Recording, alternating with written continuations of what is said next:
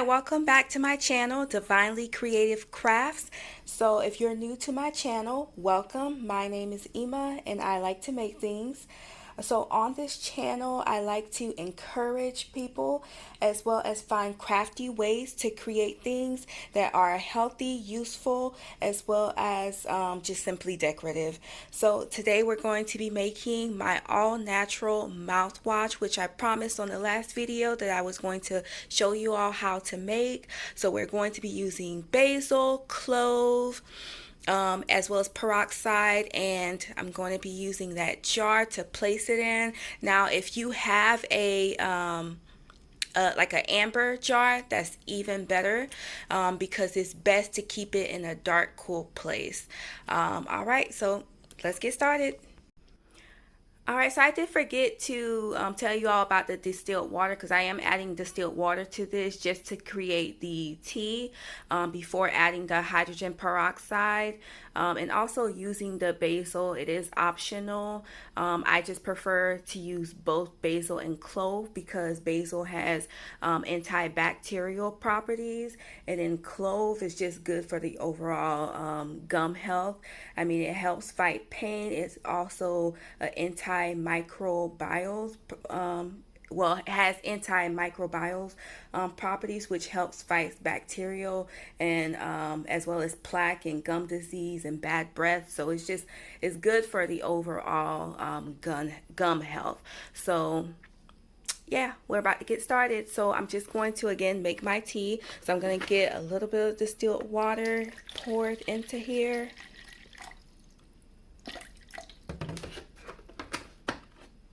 And I'm eyeballing, but I have about 2/3 of a cup in here of water. Then I'm gonna go ahead and add a little bit of clove, probably about a tablespoon of cloves.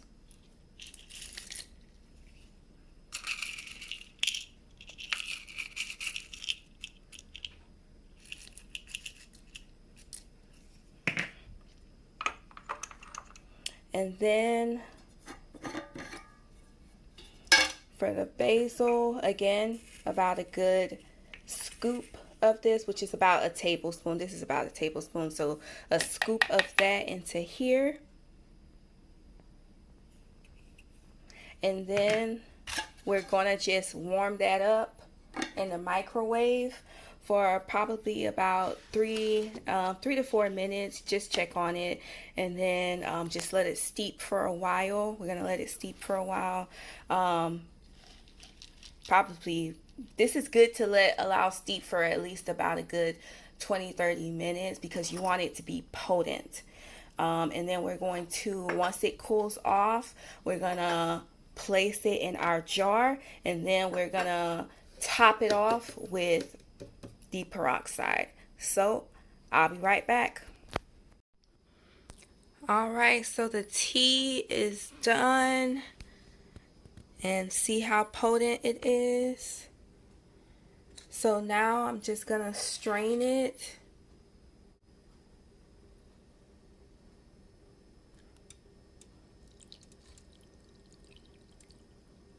And we're just using half a cup of this tea. We're just going to use half a cup of that, and we're going to pour it into the jar. And try not to make a mess like me. Okay, got that in there. And now we're going to go ahead and pour our hydrogen peroxide. And for the hydrogen peroxide, we're going to fill it until it's like halfway.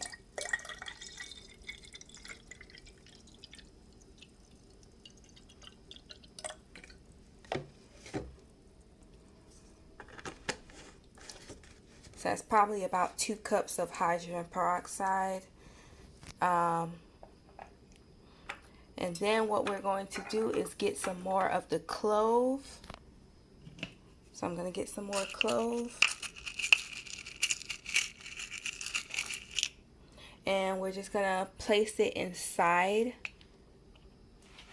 of the bottle, and we're just gonna let that sit overnight so that way it can be very potent with the cloves.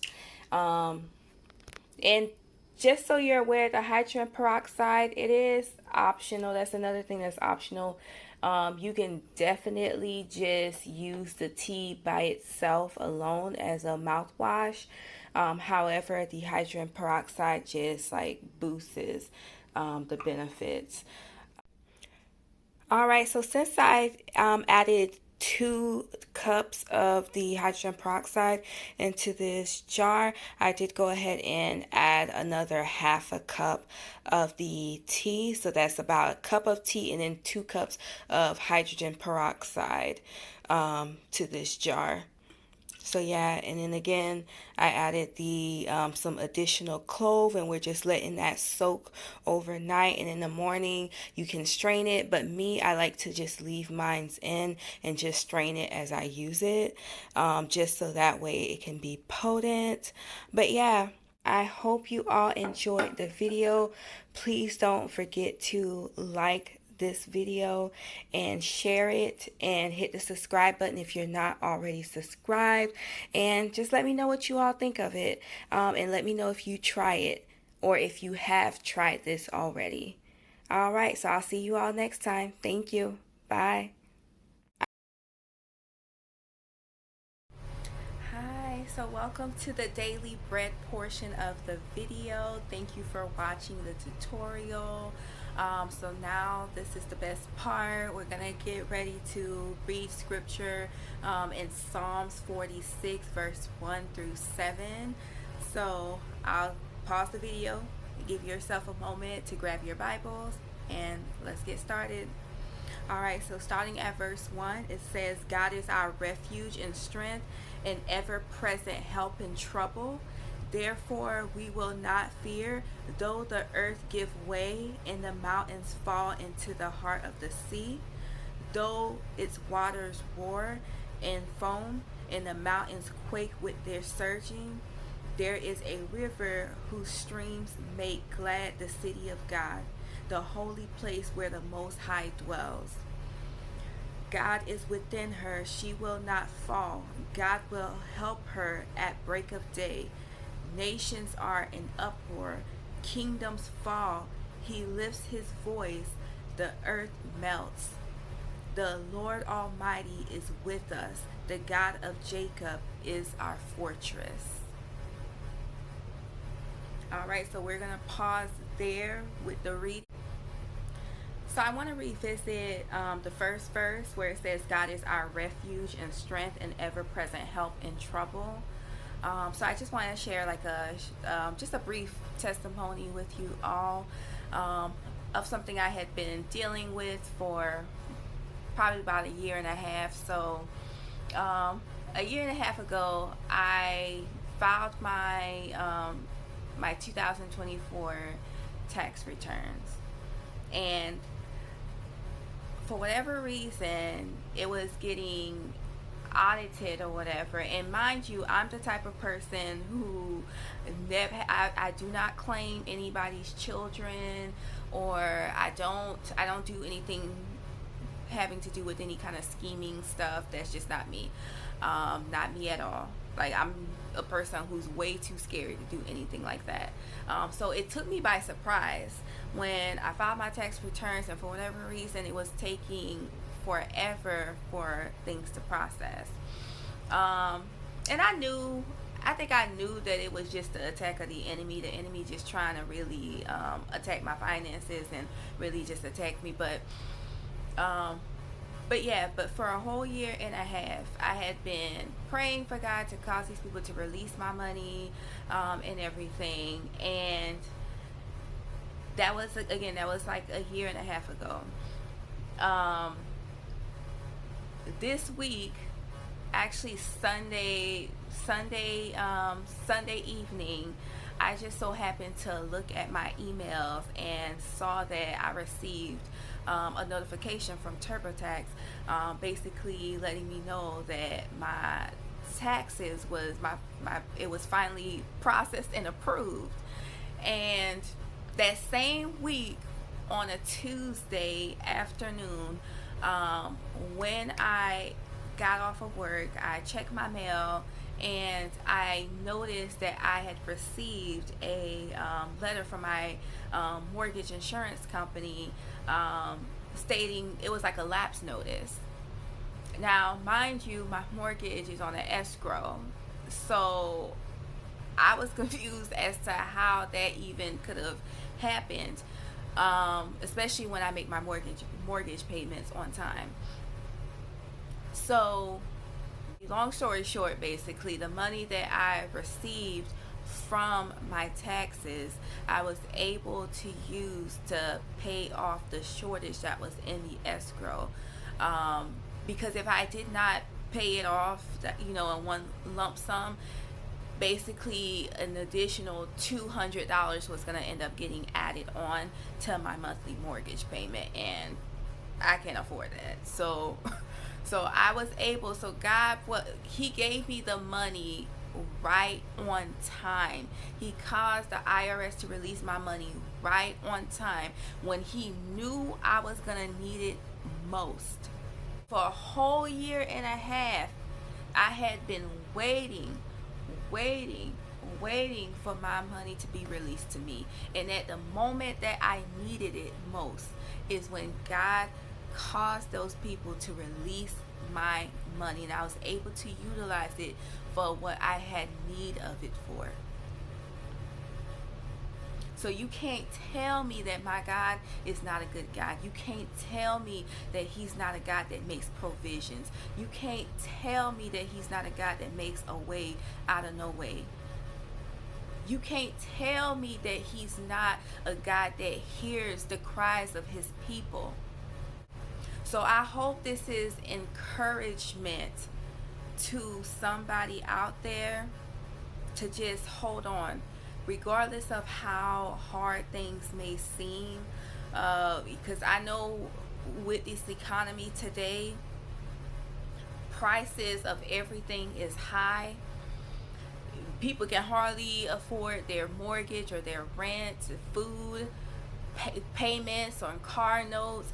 But just keep in mind, if God gave it to you, then the same God that gave it to you is the same God that's going to sustain you. He will make provisions. He will make a way, because our God is not a God. Well, my God, because I don't know who everybody else serves, but my God does not provide impartial. He does not give partially. If he gives you something, he's going to help you maintain it. So if he gave you that house, he's going to make sure that you always have to be able to make that mortgage payment. He's going to always make sure that you have to be able to upkeep the house. If he gave you that car, he's going to make sure that the car note get paid. He's going to make sure that you're able to get affordable insurance on the car. He's always going to make provisions. If he gave you something, he's going to make provisions for you. So do not fear. Regardless of what it looks like, do not fear. Hold fast to your faith. Hold fast to your faith and keep your hope in God. And don't focus. I know it's easy to say not to focus on everything that's going on the hardship, and not to focus on it. But don't magnify it. Trust who God is. Trust who he says that he is. Trust what he says that he will do, because he is a God of his word. He is not a man that he shall lie. If he said it, he will do it. If he spoke it, he will make it good. So trust that God will do good on his word. So I just wanted to leave you all with that. And I hope that this blesses somebody and encourages someone. Well, family, I love you all, and I will see you all on the next video. Have a good night. Bye.